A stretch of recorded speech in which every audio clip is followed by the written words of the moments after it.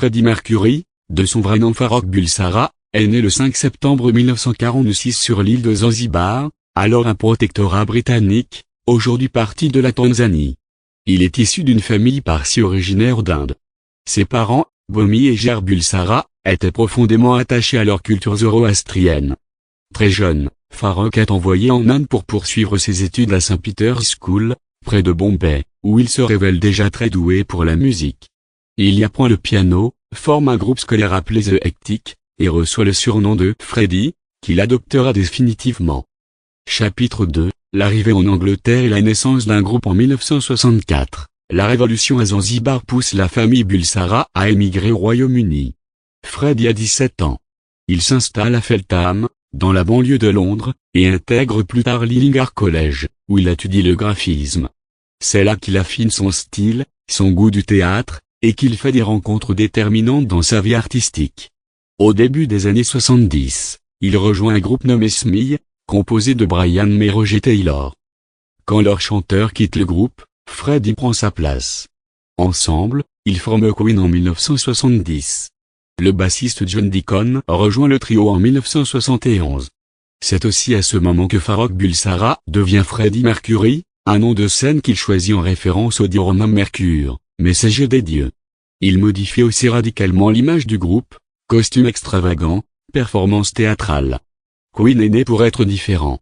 Chapitre 3, le succès mondial en 1973. Queen sort son premier album.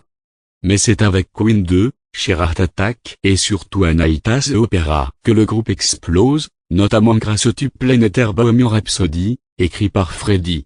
Une chanson révolutionnaire, de près de 6 minutes, mêlant rock, opéra et ballade. Un ovni musical qui devient immédiatement culte. Dès lors, Queen enchaîne les succès. We Will Rock You. We Are the Champion. Somebody to Love. Don't Stop Me Now. Radio Gaga. Et l'inoubliable Another and Be the Dust. Freddie Mercury brille par son charisme sur scène. Il transforme chaque concert en spectacle total. Son jeu de scène, sa gestuelle, sa voix de 4 octaves, son énergie. Il devient une véritable icône. Chapitre 4, vie privée et tourment intime. Malgré sa vie publique flamboyante, Freddie reste un homme discret sur sa vie privée.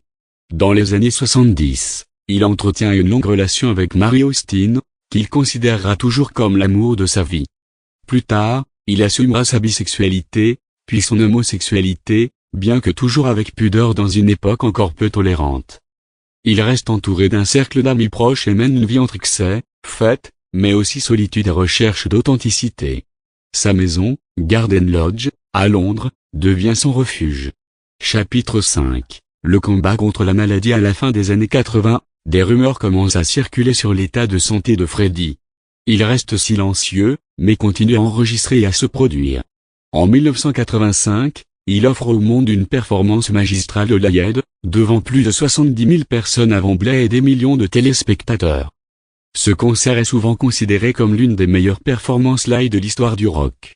En 1987, il est diagnostiqué séropositif, puis atteint du sida. Il garde le secret, même auprès de certains membres de son entourage. Mais jusqu'au bout, Freddie Mercury chante. Il enregistre l'album Innuendo, publié en 1991, où la chanson The Show Must Go On prend une dimension tragiquement prémonitoire. Le 24 novembre 1991, à l'âge de 45 ans, Freddie Mercury s'éteint à Londres, entouré de ses proches. La veille, il avait enfin confirmé publiquement sa maladie. Conclusion, l'héritage d'une étoile. Freddie Mercury n'était pas seulement le leader de Queen. Il était un génie musical, une voix unique, un artiste entier. Sa capacité à défier les normes, à briser les codes, et à toucher les cœurs fait de lui une légende. Plus de 30 ans après sa mort, ses chansons résonnent toujours. Des films comme Bohemian Rhapsody, des hommages constants, et des millions de fans à travers le monde perpétuent son héritage. Freddie Mercury a prouvé que l'on peut être différent, flamboyant, fragile, et pourtant immortel. Il nous a appris que, malgré les douleurs, le spectacle doit continuer. The show must go on.